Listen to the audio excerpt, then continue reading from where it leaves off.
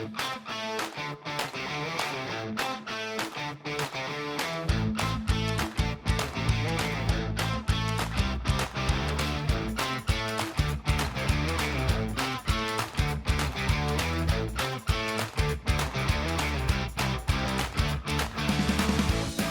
everyone, welcome to Long Beach, California, Space Tech Expo 2025. You can literally create your own CubeSat at home, which is really fun, right? 10 by 10 by 11. NASA standards are very simple and easy. We recently had some excitement because we did lose communication with Voyager. I just broke the light curtain, right? So I'm going to need you to fix it for me. We're trying to learn that ourselves. So you're asking the questions that we're asking ourselves right now, which is very insightful on your part. It's a fun part, bursting tanks.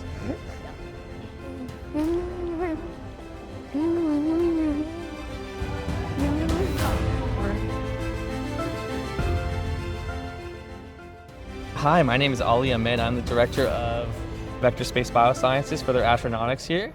And what we do at Vector Space Biosciences is that we launch biological experiments into space. Okay. And so, for example, I'm going to show you guys off. This is Grady right here. He's our tardigrade. Okay. And our first project that we'll be launching at the end of the year is called Project Astrovex. Okay. And so this project is surrounding around Grady.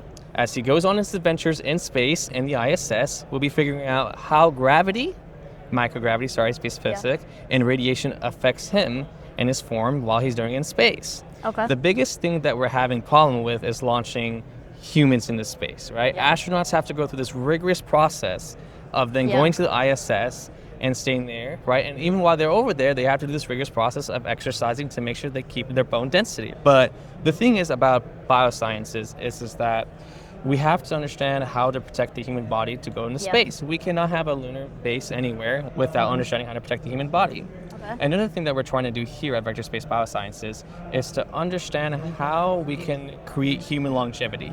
So how to prolong human life, right? And so what we're trying to do is understand how we can use both microgravity and radiation that is from space to use it into more positive human effects. Okay. Right? So drug repurposing is another thing, right? DNA sequencing is a huge thing. Protein crystallization is a big thing for bioscience right now.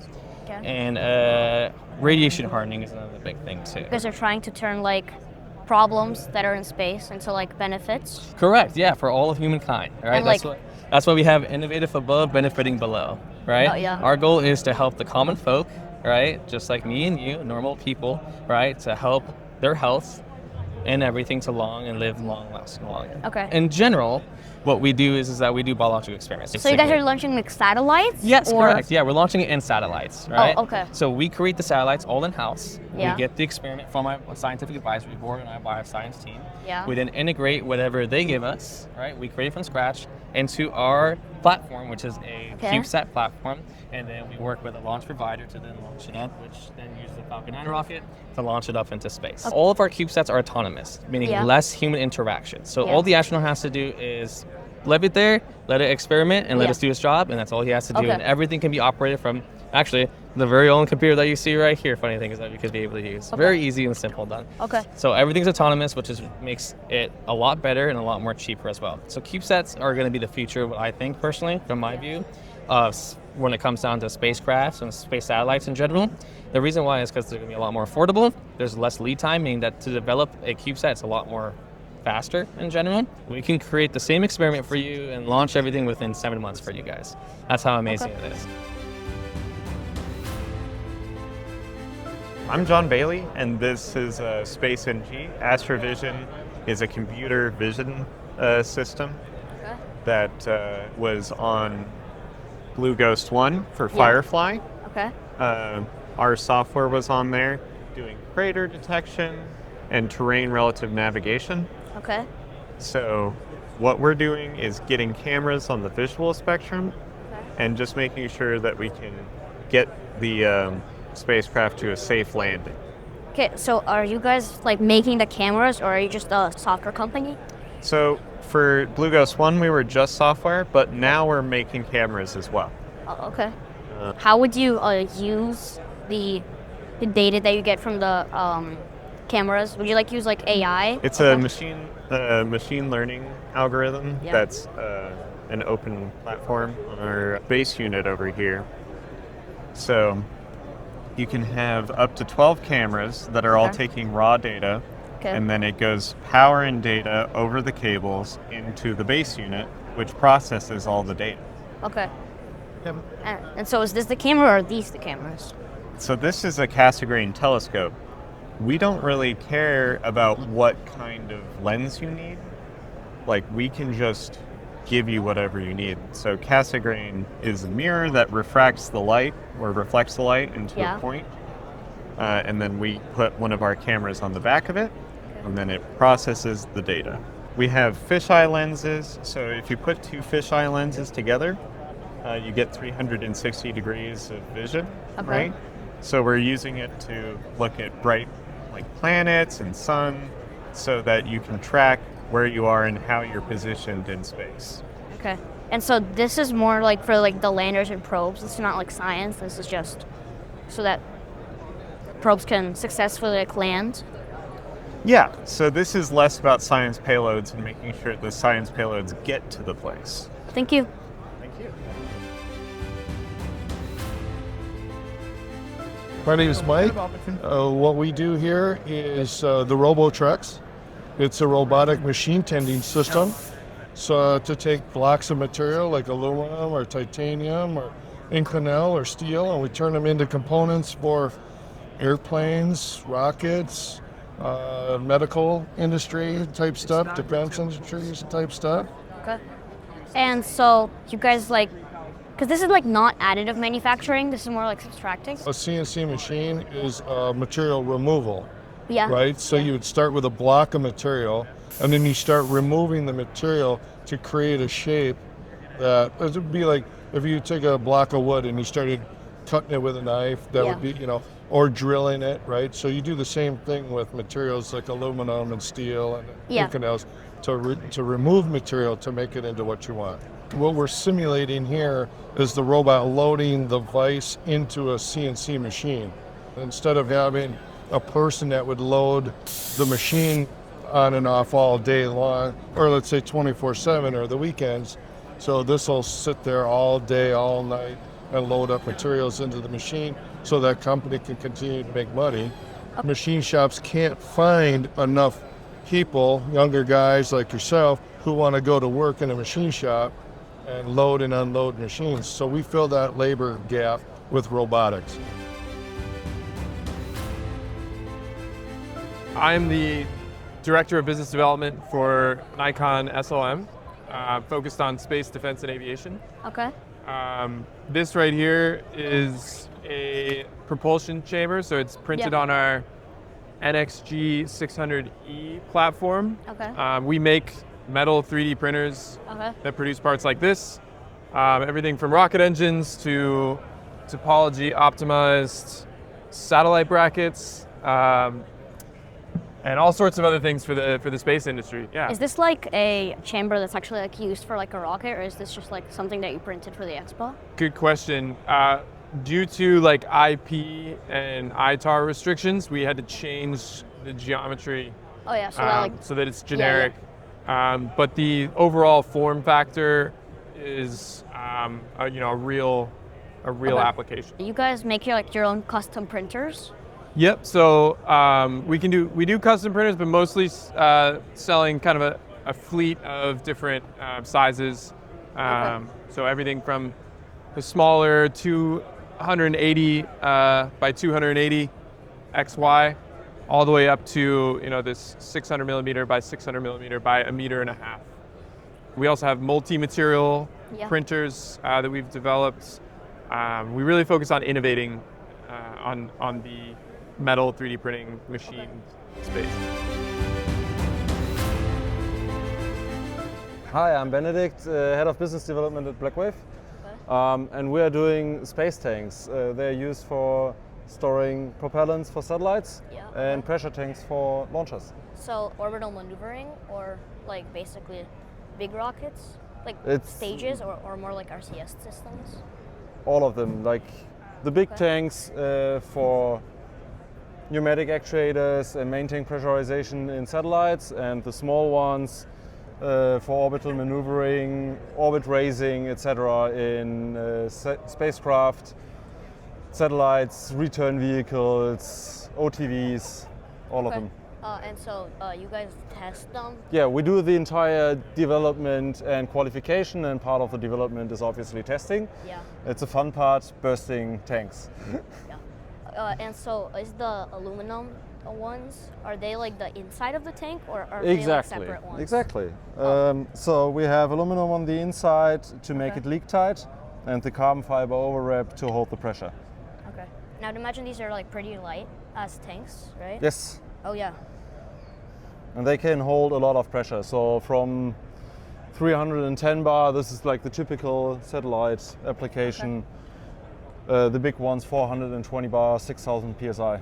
Too big for CubeSats? No, for CubeSat they're big to big. So when we look at the 5 liter or the 15 liter, we are talking about satellite mass 150 to 250 kilogram or so like bigger ones. Bigger ones. If we are looking at those tanks, you are probably above a ton of satellite.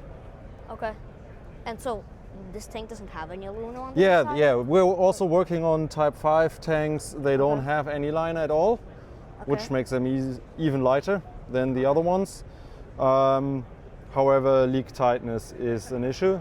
So more for the launcher side than satellites. Okay. And so this is like imploded, and that's exactly. That's a mishap, but it's always fun to have some stuff like that as well. I'm the CEO and founder of the company, Neurospace, and we design these small moon rovers. So we want to bring the moon closer to Earth. So we tried to develop a very affordable technology that people can use it, and they can redesign the upper part here of the rover for whatever reason they want to do on the moon. And we also have this version for Earth as well. So you can use it also for Earth application. You can do science, but you can also do a lot of other funny things. So this is commercial? Yeah. You guys work with NASA, I think? Yes, we have a mission at the Artemis 2 mission. We built a small satellite, and this satellite consists of our rover electronics. So we are testing this on in the orbit, and it drives through the radiation belt. So we will test the impact of the radiation on our rover electronics. Okay, that's cool. 2 of them are already on the artificial moon landscape of the European Space Agency, where the astronauts are training, for example. So others are used for scientific purposes. Some of them are on the Sicily volcano, where they were mapping or doing researches and things. But you can do a lot more. We even have like customers who use it for logistic purposes, for transporting. Okay. And so you can like put scientific instruments into like the inside of the rover on top? Also on top. Okay. We have designed a kind of carrier. This one can even carry really, really heavy weight, something like me. It's not much bigger than this one, but it can carry me on top, you know. Yes. Okay. And I think you can see it. This is our first mission. This will take part in 14 days.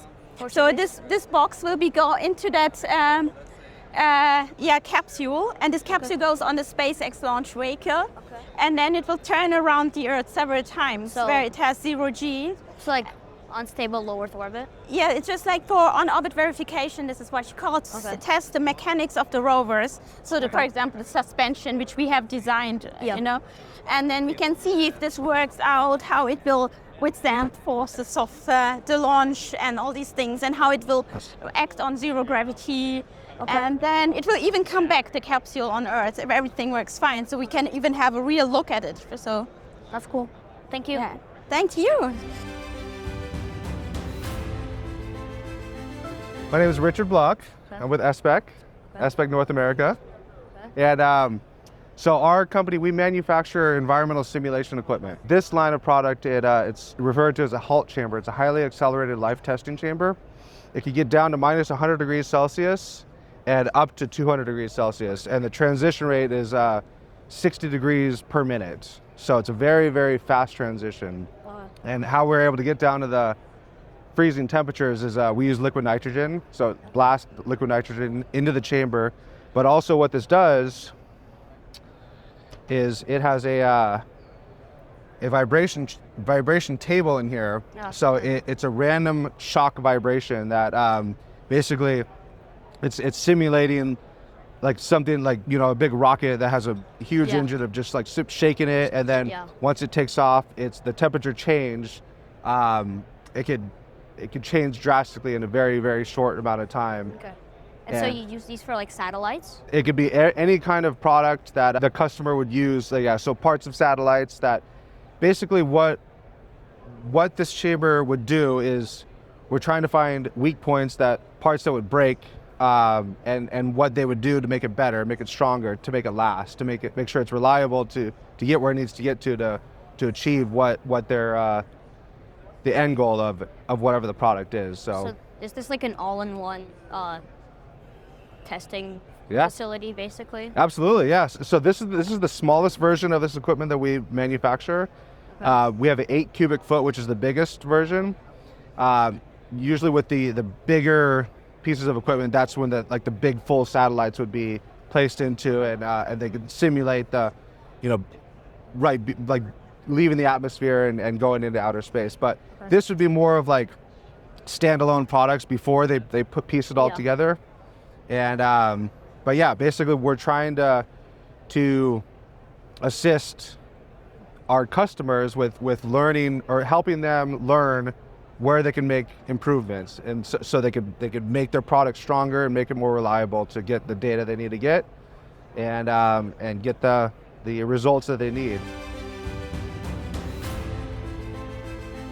My name is Jordan. I'm with Metrology Works. We make accessories for portable CMMs. So those are measuring devices that are used typically for quality control. So if you manufacture intricate parts, you need to check them against your computer model to make sure that the part matches what you designed it for. Our tools allow you to easily do that. We manufacture a different variety than is out there on the market, so we give more options at competitive prices for the types of hardware that we support. Okay. And so how would you like test with these? Yep, so you would take a probe like this that goes on the end of an arm, an articulating arm that you would mount on a tripod or maybe a stand. And then you can touch probe, say you're trying to measure how flat this surface is. Yeah. You can take points with the ball against the surface or whatever part you're trying to measure. Okay. And then the software that this is connected to, there's see a that picture of arm? that. Yeah. Well, we make these little probes, so that probe sits on the end of that arm, and that arm measures parts. So you would like sell these to like customers that already have their own. That like, already have their arms? own arm, Yeah. exactly. Yep. Okay. So we don't make or sell the hardware itself. We just make tools that allow our customers to use their arms better for their applications. Okay. And then these are used with a laser tracker. It's a device that shoots a laser into this mirror that's very accurately centered in the ball, and allows you to very accurately measure parts over very long distances. Okay. So those are used a lot in like aerospace, or if you're building a ship and you need to fit pieces up together very accurately. Okay. These tools allow you to do that. So this is like close up, and this is like for further away? Right, exactly. Yep. So what are the benefits of making them further away?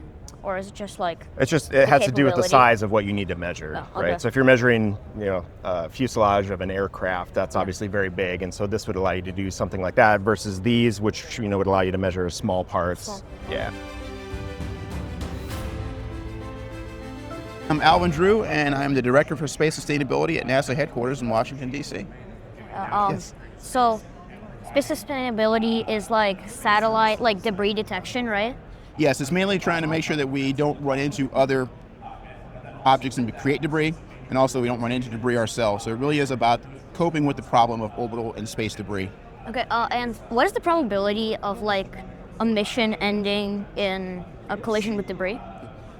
The probability is actually extremely small, but if it does hit it, then it's not just the mission ending. You've created thousands of other pieces of debris that can go and interact with other missions out there. So it's called, the consequences are very high. And so a lot of the things that cause a lot of discussion, which makes it kind of NASA hard, is that it's something that's not unlikely to happen, but it can happen. But if it happens, it's really bad. So where do you put that in your priority to make sure you don't run into things? And we're saying, no, we think it's high enough of a combination of that, of the consequence and the probability, that it's worth going after and thinking about. Okay.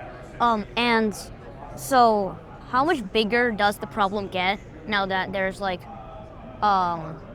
constellations of satellites like Starlink? The problem gets not as big as you might think. Most of the debris out there that is debris we can't see, and that's what really scares us. So having a few thousand more satellites that we can see, it's a traffic problem because you're always maneuvering around each other, but it's not really a collision problem because for every one of those satellites, there's probably 10 or 100 other pieces of debris out there that we don't know where it is. And it's still missing us. Our missions don't end that often, so it's very unlikely they're going to run into us. But we do worry about the parts that we can't see or control for. The people out there, because the operators of those big constellations are very responsible, and they're very good about staying away from other satellites. And so it's more work, but it's not catastrophic. You might run yourself out of gas trying not to run into each other. Okay. And a lot of that is because we don't know if we're going to hit them. So you might have a satellite the size of a washing machine, but we're as uncertain of its position would be as if it might as well be the size of Manhattan Island, because it might be a mile here, it might be a mile over there, and we have to account for that. So it's like, we're going to maneuver anyway because you might be up there where you might run into each other.